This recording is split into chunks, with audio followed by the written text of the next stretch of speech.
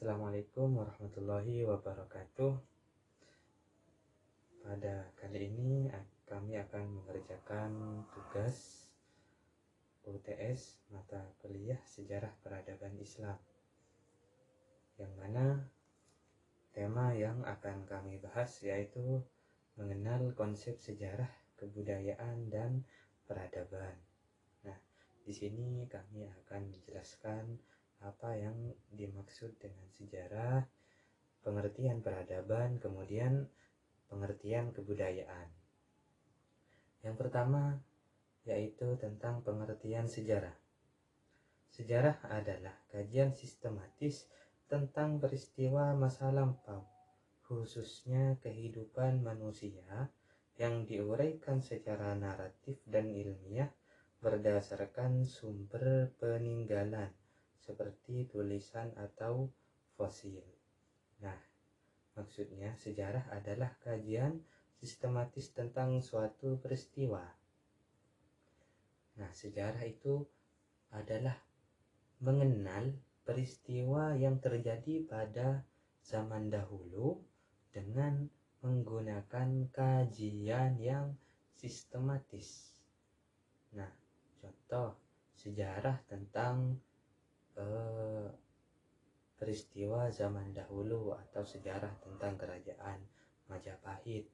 Nah, bagaimana cara kita untuk mengetahui bagaimana peristiwa pada zaman kerajaan Majapahit? Nah, yaitu dengan cara mengkaji secara sistematis peristiwa tersebut, dengan mengkaji semua peninggalan-peninggalan yang ada kaitannya dengan kerajaan Majapahit. Nah, kemudian setelah ditemukan ceritanya, kemudian diuraikan secara naratif dan ilmiah berdasarkan sumber-sumber peninggalan. Nah, kemudian sejarahnya tersebut ditulis melalui tulisan ilmiah yang ditulis secara naratif dan ilmiah. Kemudian membentuk suatu karya tulis yang berjudul Kerajaan Majapahit seumpama. Nah, kemudian sejarah itu tidak akan terlepas dari 4 hal. Yang pertama, tentang peristiwa. Yang namanya sejarah pasti ada peristiwanya, peristiwa zaman dahulu yang akan kita kaji, seperti halnya peristiwa kerajaan Majapahit seumpama, atau peristiwa-peristiwa yang lain. Kemudian tidak akan lepas dari kisah. Nah, namanya juga sejarah. Sejarah ini akan menceritakan atau mengisahkan bagaimana kerajaan zaman Majapahit dulu dipimpin oleh raja siapa, kemudian muncul pada tahun berapa, seperti itu. Nah, kemudian sejarah ini tidak akan lepas dari cerita. Kalau tentang ceritanya Majapahit, ya akan menceritakan apa yang berkaitan dengan kerajaan Majapahit, entah menceritakan rajanya seperti apa, atau menceritakan kondisi alamnya seperti apa, kondisi pemerintahannya seperti apa. Nah, kemudian yang terakhir, sejarah itu tidak akan lepas dari ilmu. Artinya ilmu pengetahuan. Yang namanya sejarah itu kan dikaji dengan peristiwa atau dengan metode ilmiah. Tidak hanya mengarang cerita saja. Kalau hanya mengarang cerita itu bukan sejarah, tapi itu fiktif. Nah, jadi sejarah ini tidak akan lepas dari 4 unsur. Yang pertama peristiwa, kisah, cerita, dan ilmu pengetahuan. Kemudian yang kedua, peradaban. Nah, peradaban adalah tingkat perkembangan manusia yang lebih maju dan kompleks dengan adanya sistem politik, ekonomi, ilmu pengetahuan, teknologi, serta kesenian yang teratur. Nah, peradaban di sini maksudnya adalah tingkat perkembangan manusia yang lebih maju dan kompleks. Nah, contoh peradaban manusia dari zaman purba, zaman dahulu, yang mana ketika mau membuat senjata hanya terbuat dari batu. Karena apa? Nah, karena pada zaman dahulu masih tidak tahu kalau membuat senjata itu dari besi, atau ada besi namun tidak tahu cara untuk menggunakannya. Nah, seiring berkembangnya zaman, nah peradaban manusia itu lebih maju lagi ketika mau menggunakan senjata untuk berperang. Nah, kalau zaman dahulu hanya menggunakan batu, kemudian seiring berkembangnya zaman menggunakan besi, yang mana besi itu bisa dipakai untuk menjadi tombak, menjadi pedang, atau menjadi senjata-senjata yang lain, menjadi parang dan lain sebagainya. Nah, itu yang dimaksud dengan peradaban. Nah, peradaban ini meliputi sistem politik, ekonomi, baik dalam segi politik, dalam segi ekonomi, dalam segi ilmu pengetahuan, teknologi, serta kesenian. Nah, namanya peradaban itu tidak akan lepas dari sistem politik. Nah, politik dari zaman dahulu sampai sekarang ini kan berbeda. Kemudian juga ekonomi pada zaman dahulu yang mana transaksinya hanya menggunakan koin.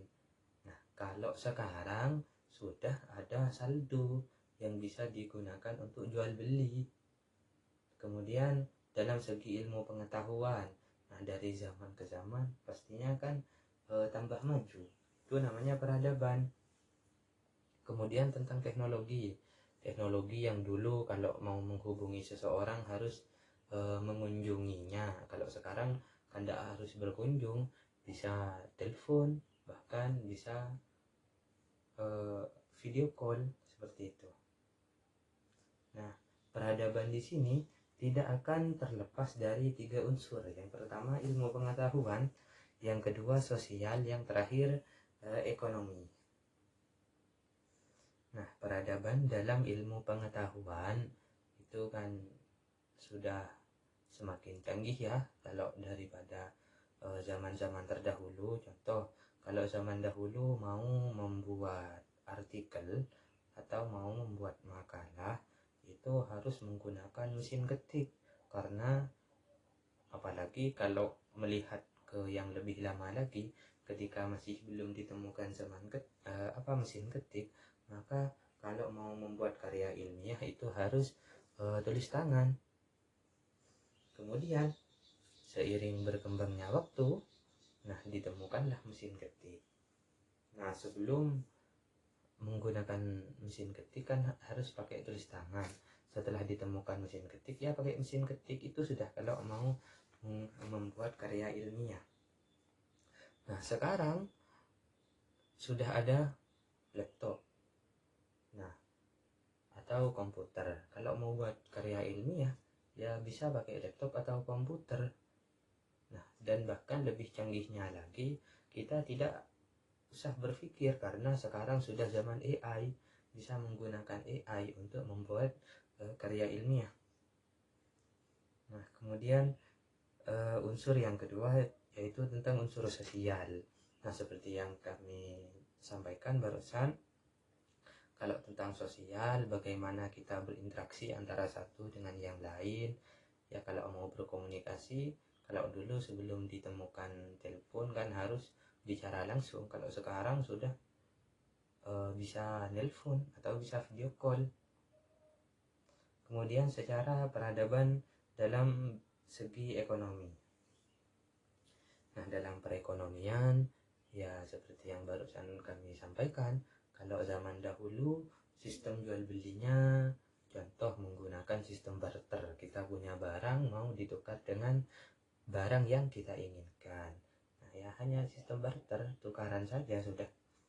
Kalau sekarang kan sudah ada saldo, ada Bitcoin untuk berinvestasi dan masih banyak lagi. Kemudian kebudayaan. Nah, pengertian kebudayaan yaitu keseluruhan bentuk hasil cipta, rasa, dan karya manusia dalam kehidupan masyarakat yang diwariskan dari generasi ke generasi. Nah, kebudayaan itu adalah seluruh bentuk hasil cipta, baik hasil cipta dalam segi tarian, hasil cipta dalam segi lukisan, tulisan, nah dan lain sebagainya. Nah, yang mana hasil karya manusia tersebut berada atau dalam kehidupan masyarakat yang diwariskan dari generasi ke generasi. Nah, namanya kebudayaan itu suatu karya seni yang diciptakan pada zaman dahulu yang diwariskan dari generasi ke generasi. Contoh, ayah mempunyai contoh seperti tari gelipang.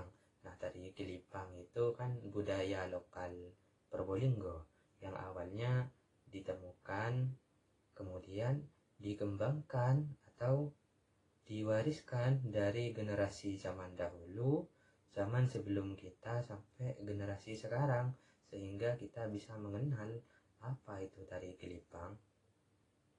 Nah, kemudian kebudayaan itu meliputi 3 unsur, ide atau gagasan, yang kedua aktivitas, yang terakhir hasil karya. Nah, yang pertama ide gagasan. Dalam contoh tari gelipang, nah, si penemu tarian tersebut kan mempunyai ide. Nah, bagaimana sekiranya daerah saya mempunyai hasil karya seni dalam bidang tarian seumpama. Nah, maka si penemu tersebut atau si pembuat tari gelipang menemukan ide gagasannya. Kemudian gagasan tersebut dikembangkan melalui aktivitas, melalui pekerjaan. Bagaimana tari gelipang sekiranya mempunyai ciri khas tersendiri.